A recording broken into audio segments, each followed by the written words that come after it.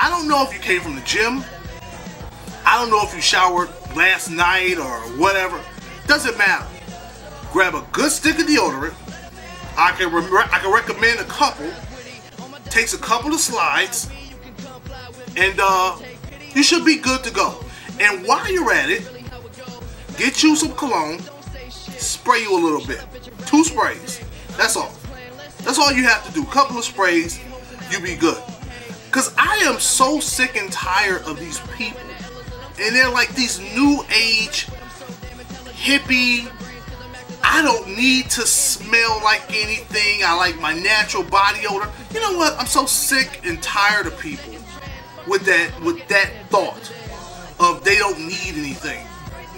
Believe me, you need something. With the humidity outside, you're gonna get an odor every once in a while. Just because you take a shower at nighttime and you want to stroll in at class the next day, you don't think your body's gonna have a little bit of a whiff? You don't think the hair and the clothes and everything on you is gonna create a small odor?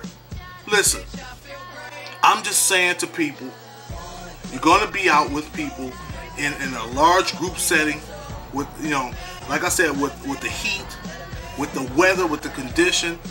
Put on some Smell Good. Put on something. I don't know. I want to show you something because I want to show you how serious I am about this. I have in my possession over 50 bottles of cologne. Okay, 50. Now look, you may think I'm lying, so that's why I actually had to grab some stuff. I want to show you something. Box is actually pretty heavy. This, if you can see, is just a small sample of the various colognes that I own. And I mean, I have colognes ranging from, you know, $100 to cheaper colognes from, you know, 15 to 20. I have colognes in here that are not even open. Here, let me show you this. Armani Code, not even opened. Couple of these here. There's that one. Theory Monger, not even opened. These are expensive bottles of cologne, but I'm not here to give you a lesson on, you know, how much money I spend on cologne. That's not the point. The point is, I treat cologne like a wine connoisseur does with wine. They feel like wine gets better with age. I feel the same way about cologne. I got cologne here that I have not touched. I do not like to touch.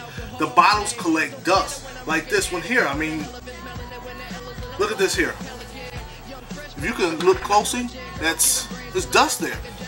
Because this is not to be touched. There's a special time and a special day for this particular cologne. I'm just saying, buy yourself something. Spray it every once in a while. You know what I'm saying? I go out, I find deals. You know, my wife knows how I am. I got red cat syndrome when it comes to cologne and deodorant. Perfect example. Look at this. Rocawear. Never even opened it. Had it for about a year. Adidas. Gift set. About a year. Never even opened it. See, I just keep Smell Good stocked up. I got cologne in my car. I got cologne at work. I got cologne in my book bag going to school. Doesn't matter. I always got Smell Good just in case. That's the thing, man. People think I'm crazy because, you know, when I used to play basketball, you know, I break out the spray, you know, like the right here, not even open, body spray. Break that out, spray under the arms, take a little bit of cologne, dab, dab, I'm out the door. And people be like, why are you doing that? Who are you smelling good for? Doesn't matter. Because the thing is, I view cologne as a pleasure for everybody else. It's not really for me. It's so when I walk past you, I don't smell like a horse's you know what. You know what I'm saying? Like, there's no excuse for this. There's no excuse to walk out and not physically smell what everybody else around you is smelling. And you know what? I know a lot of people, what they're gonna do. They're gonna say, oh, you know, the Indian people do that. You know what? Don't even go there. It's not just the Indian people. You know what I'm saying? It's not just them anymore. Now this is turning into a European Western civilization thing, because everybody's turning into some kind of hippies as if they're from Africa or something, and you don't need to spray anything. It's crap, man. It's crap. I hate it. Another thing, same situation. Please wash your hair. Again, don't feel like I need to tell anybody this, because it's a given. You gotta wash your hair, especially when you look like Jonah Hill with a Jufro. You gotta wash your hair. I'm sorry. I shouldn't have to have like an umbrella over my notes because I'm getting flakes dropping onto my desk. You know, your collar shouldn't look like the first week of January in Chicago. That's ridiculous, man. That's ridiculous to me. I mean, I was so infuriated last night because I'm sitting at my desk, I'm trying to learn about Jamestown and, you know, the Spanish and British takeover of the southern colonies and all this stuff. I'm trying to learn all this stuff, and here I am ducking and dodging flakes from somebody's head.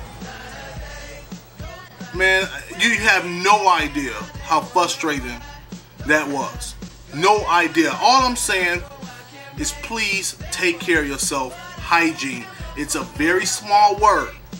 Very small, but it's so freaking important. Please take care of yourself. I mean, maybe it's me. Maybe I'm just crazy. Maybe I smell stuff that's not there, whatever the case is. But you can sit here and say, yeah, you got some kind of some kind of complex, or you insecure about the way you smell. Yeah, slightly I am. I don't. People will tell you I don't walk out the house without spraying cologne. I feel very naked without some cologne, without some deodorant. Something ain't right when you go outside the house like that. That's all I'm saying, man. I don't want to spend too much time on it, but this is what happens when you're 30. You get old and cranky, and stuff just starts bothering you, man. It just gets to you. Like, perfect example. Today I'm taking my quiz. We had our second quiz today in political science. I'm sitting there and I'm trying to think about the Constitution, and this kid gets up and he goes and sharpens his pencil. Now, this is the first thing that I couldn't understand, is that they still have the pencil sharpeners that are nailed into the wall, that you sit up there and you grind on these friggin' things, like it's a pump. And this kid went up there 2-3 times to sharpen his pencil. Now, most of us don't even remember how loud those are. I mean, most people had the little neon ones that you kept in your book bag, and you could sit at your desk and you could sharpen like this. Well, this classroom's got that freaking thing nailed to the wall with 4 huge screws, and he's grinding on it. I mean, it was like someone took a nail and scratched across the chalkboard. So anytime this kid got up, I had to stop taking my test and just stare at him and wait until the freaking kid was done. Okay, I'm just saying, I know I'm very angry, but these are things that just got to me. Like I said, when you get a certain age, man, stuff just starts bothering you. I don't know why. I guess that's, the thing that I used when I was younger. And I look at older people and say, what's wrong with you? Why are you acting like that? Well, here you are. You get older and things start bothering you. Well, I'm going to wrap it up, but I want to leave you with a couple things. I guess today, if I have to come up with something, I talked a lot about learning lessons. Life is a series of lessons to be learned. That's really what it is. And people say that life is short. They say life is too short, don't waste time. Nah, it's not. It's really not. Life ain't short. Life is really long. And life is really long when you make effed up decisions.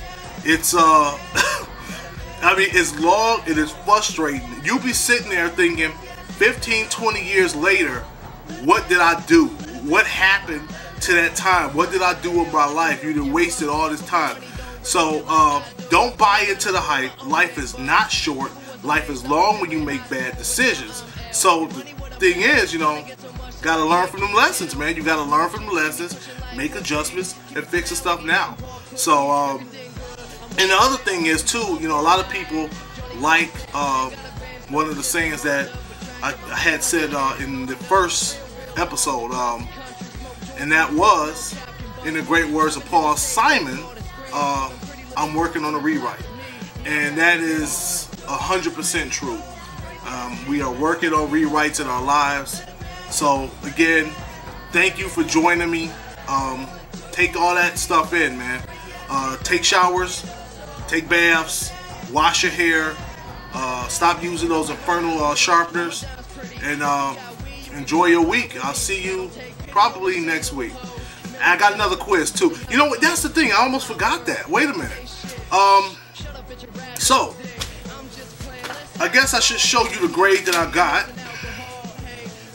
I mean, I studied real hard on this too. I really did. You know, I'm not used to like not playing a video game or something like that, so it was hard for me to sit here and actually read. But the more I read, I actually got into it, and so this is my first quiz from political science. And if you can see, we will zoom in. There it is, right there. Where? Oh, right there. Okay.